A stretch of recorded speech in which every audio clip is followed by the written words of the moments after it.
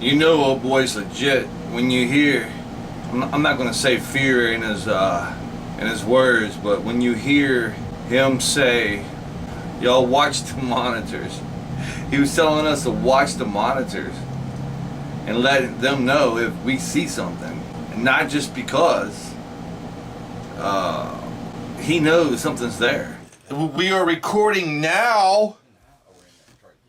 I'm gonna turn on the EMF, the K2 meter, EMF detector. Hey, so both of y'all watch them monitors. If you see something around us, let us know. Please forgive me for the audio issue that we had. Luckily, this microphone that you're listening to in the interview happened to be a DVR microphone that is mounted to the wall over here. The original microphone wasn't working. But seriously, you've had some serious stuff go down here that is unexplainable. And you really don't want to tell anybody about it because they're going to think you're crazy. Just like every story when it comes down to the paranormal. Like, I've always been a clown, my life, pretty much, dude. Like, I like to make people laugh. So a lot of people don't take me serious. But when something like this occurred and all this bad stuff keeps happening, I feel like there's something more than me just being a clown.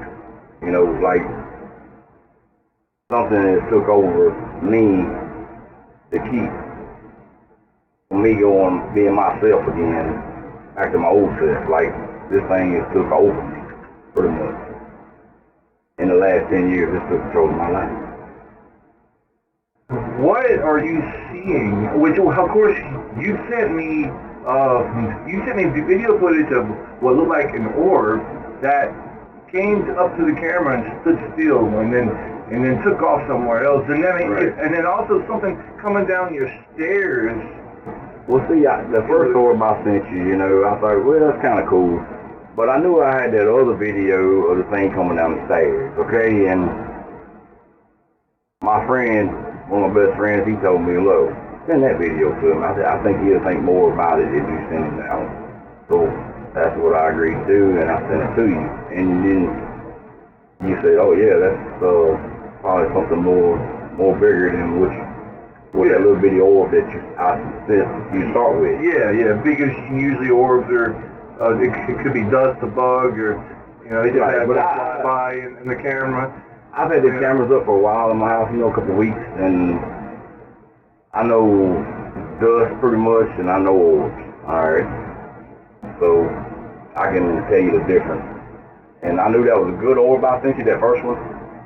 It was flying real slow. I mean, it does float for a long time. It basically stopped.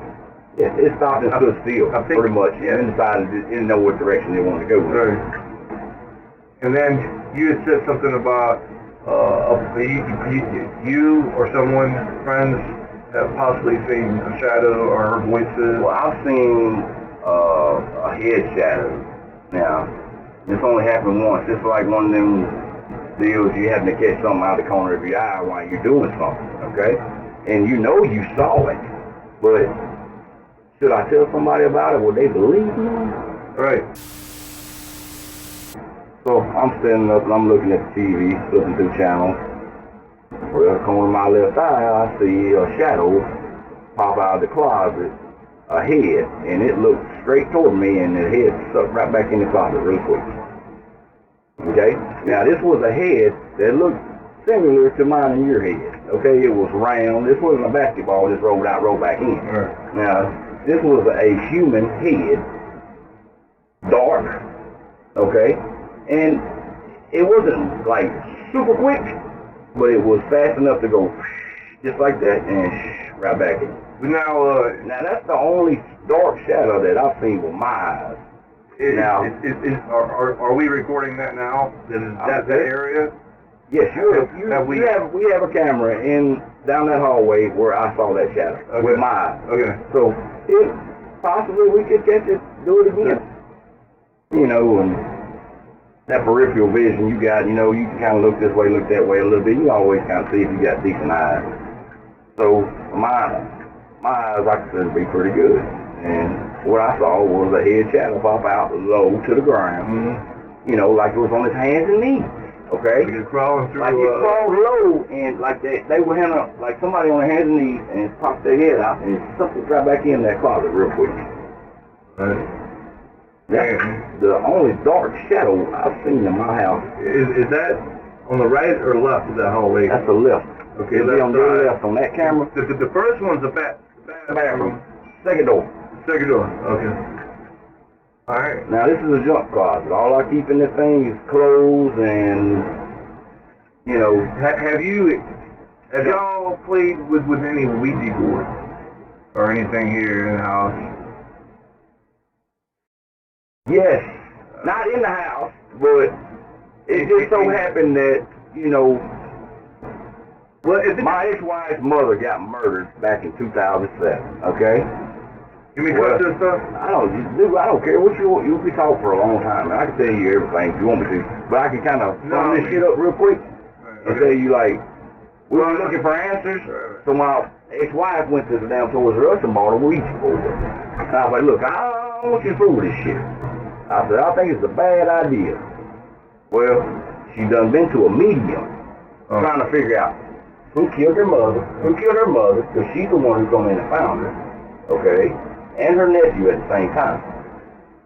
She just happened to go eat lunch at her mama's house, open the door, and there they lay on the floor. Her mom face up, her cousin was face down. So, for 2 years, we didn't know who did it, man.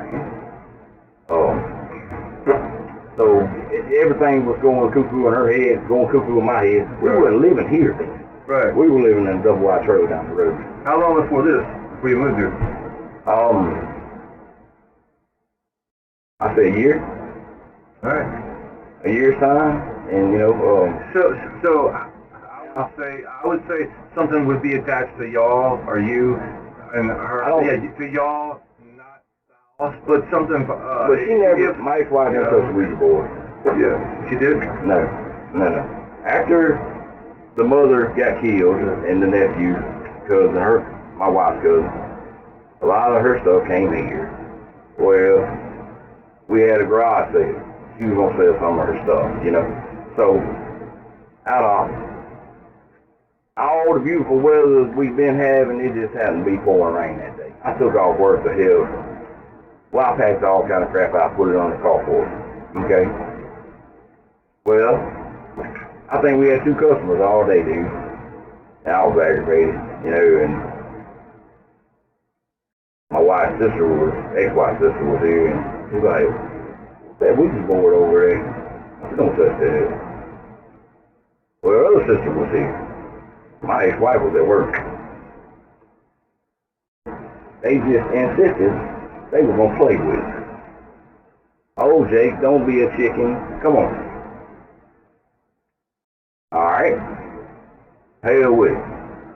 We laid it out on the table, and you know, she asked a few questions. Well, things started moving. She kept asking me, "Are you moving this?" I said, "No, I'm not moving." Just like on movies. Just like the movie. Are you moving? No, I'm not moving. You must. No. Vice versa. Anyway, long story short. We close the game. Goodbye. You know.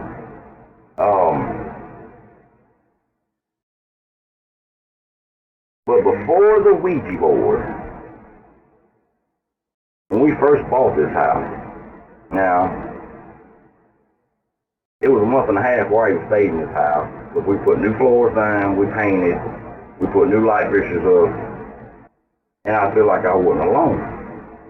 You know, I get that eerie feeling, you know, like that hair on the back of your neck stand up like, hey, somebody here with me?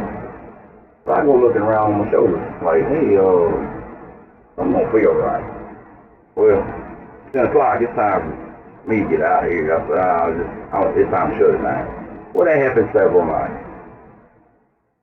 So, when we finally decided to come up here and stay for the first night, I put the key in the door, open the door,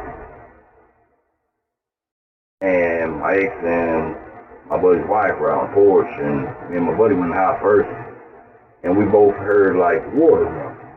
Like, damn, here in the house. And my friend asked me, he said, man, you got a water leak? He said, I hear water pouring in this house somewhere. He says, how like it come from the back? I don't know, dude. Go back there and sleep. We walk back there, go in the bedroom. Bathroom's in the bedroom. Door shut. Open the door where we hear the water coming from. The whole bathroom filled up with steam, hot. Okay? Shower? The shower was on. I was like, man, this is strange. You know, my friend said, man, somebody else got a key to your house? I said, not that I know of. I said, look, the owners that I bought this house from, this is the only key they had. And they only had one key to one lock. And that's the only key I got to the house. But we changed the locks right after that anyway. So he's like, man, somebody's taking a shower in here. We must scare them off. Well, had them long knobs on the shower. I remember turning that knob 5 times before it finally cut off. It was just a hot on. Now we've been gone 3 hours. I don't have but a 40-gallon hot water tank. Okay, so I know I didn't cut it on before we left, and it would have been water by the time we got home. It accidentally got bumped. Right. But it don't take 5 turns on the handle to be an accident. Right. Okay? That was the very first night that we stayed in this house. Okay?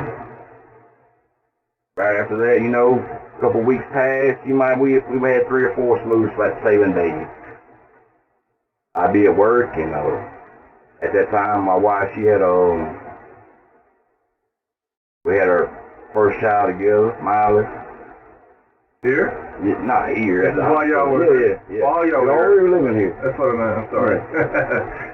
And she was off work then, when she was staying home with the baby by herself, and she called me at work. She said, hey, something don't feel right at the house, baby. I said, why? What's going on? She said, well, earlier when I was in the kitchen, I put the baby down for a nap, and the house phone was laying on the couch, kind of face up, you know, regular house phone, but cordless phone. She said, the phone for some reason hit talk, come on, and she heard it dial 4 numbers. Beep, beep, beep, beep. Now, she called me and told me this, you know, pretty much right after it happened. Now, I thought, that don't make sense. I said, this is too strange. I said, I didn't know whether to believe her or not. I was like, this is weird. Don't make no sense whatsoever. But for some reason, you know, I should have asked her, you know, if I've been more in the thought about this afterlife or spirit world or whatever, I should have asked, you know, do you remember the numbers or whatever? Because maybe that was some kind of code or something. But I wasn't thinking like that then. I was blowing everything off. Like, there's got to be an explanation for this. Somewhere, somehow or another, this phone is something wrong with it. Right. You know, maybe the buttons got stuck. Maybe you just got off of it and you had your face on it too hard or something. That's what I was trying to put off of my head. Yeah. It'd be something like that. But really, that was just the beginning of it. Like, a couple of days later, you know, we had a big mirror that we had set down the hallway, that same hallway where I told you about the shadow earlier. Well, her aunt had bought her this big mirror, and it was too heavy to hang on the wall. Like, it pretty much pulled the sheetrock out. It was like a 100-pound mirror. I didn't know what to do with it. So I set it at the end of the hallway. And that's where it's been staying there for, you know, a couple weeks. Well, we had no pets or nothing like that in the home. Just us, baby. And I have a stepdaughter, too, you know. That she had from previous marriage that lived with us when she was at school. Well, I got another call when I was at work. The baby, something done happened. Me and the baby were back there in the bathtub. And, you know, I always shut the door to the bathroom. Well, while we're in there, we've been in there for, you know, 5-10 minutes, she said. And she just heard glass shatter. And it scared her real bad. She's like, oh, she thought somebody was in the house. luckily she had the house phone in the bathroom with her. She called me while she was in the bathroom. She said, I heard glass. I said, well, look, she said, I think somebody's in the house. So I'm at work, I'm 30 minutes away. Screw it. I told the guy, had to been one of my clients, I said, I gotta leave. I said, you got to get this other guy to help you. So I left, hauled ass home. Well, I called her on the way home, said, look, I'm on the way home. And 10 minutes away. She said, well, look, I already opened the door, checked it out. You remember that mirror you laid at the end of the hallway? I said, yeah. She said, that was it. For some reason, that mirror fell forward. Now, this thing had like a lean to it, like to the back. It was tilted to the back. I can see that. Yeah. So this was a heavy mirror, man. I'm pretty strong, but I can move very easily, but not her. Something with some serious force had to pull that mirror over for it to fall on its face. Now, I could understood if it slid down, something vibration in the house, air conditioning kicking on something, might have just slowly made it slide out. Right. And fall on its back, but yet it fell forward on its face.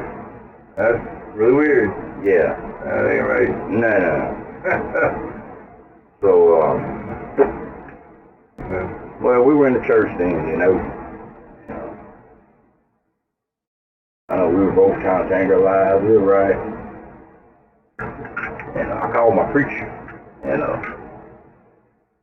said, man, I got some problems, but I don't know if you could help me with them or not. And I was kind of having a hard time telling him that this problem I was having, because I knew he didn't believe me, kind of stuff, So I said, well, look, I have a few strange occurrences at this new house that we have, and if you don't mind, maybe you can come up here and talk to us, or kind of help me figure out what's going on to clear our minds a little bit, Well, he pretty much told me, like, well, look, if it keeps happening, maybe we can do something. So he pretty much told me he didn't want to come. He wrote it off as like, I'm just pulling a prank on him or something. That made me have less faith in him. This supposed to been a man that's supposed to been leading me to where I need to be. And I'm asking him for help, So, I would expect it, to like, really show up, come up here, come out, make me comfort me. Yeah. To come to my house. Comfort me, make me feel better about this problem. I wouldn't call you for nothing. Right. It takes a lot for me to go out of my way to ask anybody for a favor. Because I'm one of them people that I'm going to do it myself or nobody else can. Right. So, after that, it kind of got quiet for a little while, a couple of weeks. Everything moved back out, like, maybe he was praying. pick back up, but maybe, that's what I did. He said, I'm going to pray for y'all. While I was on the phone, he did say that. He said, you pray too, and all that.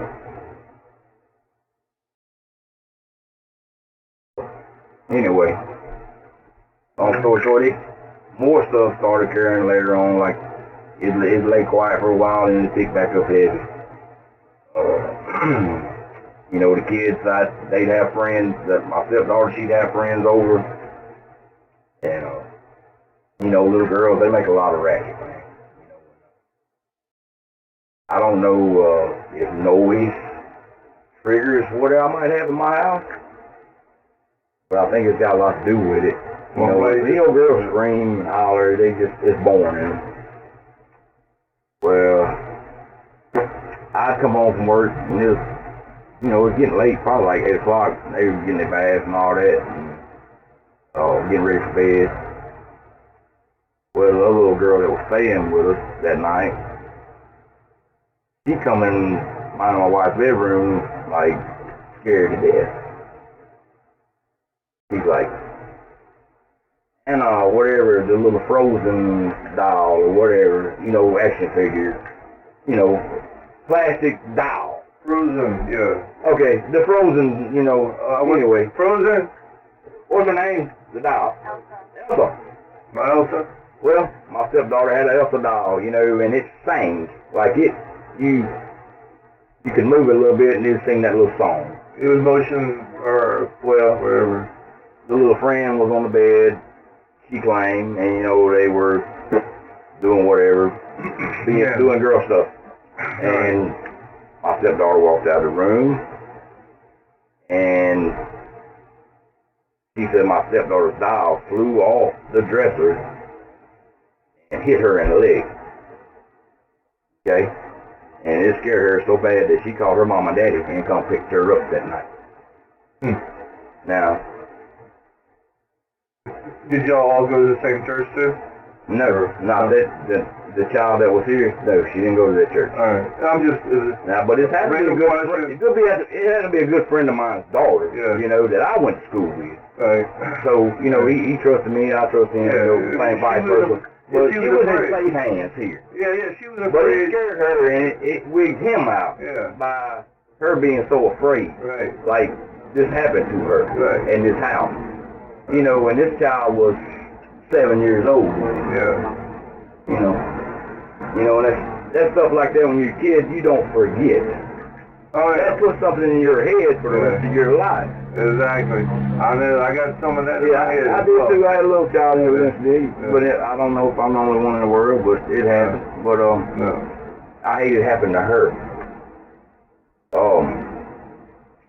Not too long after that, you know, we lived paranoid for a while after my wife's mama murder and all that. They couldn't figure out who done it. I say paranoid because it looked like a ghost come in and killed those people in Franklin. You know, What? like they couldn't figure out who did it. There was no evidence at all what they claimed, but all they would say was DNA. You're talking about DNA. What you were talking about earlier? Yeah, earlier. Okay.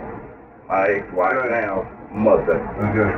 The killer left DNA, but they wouldn't say what kind of DNA. Well, but they didn't know whose DNA it belonged to. Yeah, They because couldn't show it who it belonged to. They put it in their system and it wasn't no match. because they've never taken that person's DNA before. They had never got that DNA before. Right. It wasn't in their system. So they couldn't figure out who it is. So they didn't know what. So everybody was looking at everybody. So we lived paranoid because we didn't know if something might come up here or whoever to do the same thing to us. Because 2 months before that, my ex-wife and my stepdaughter was living at that house in Franklin. You know, and if we wouldn't have got married, they'd still been there, and who's to say they wouldn't have been laying in the graveyard today? You know? Now she had a sister that was supposed to go over there at night, and luckily she didn't go there. Luckily she stayed with her dad. So we lived paranoid for a little while. You know, I had to install alarm systems in my home, you know, just stuff like that, you know.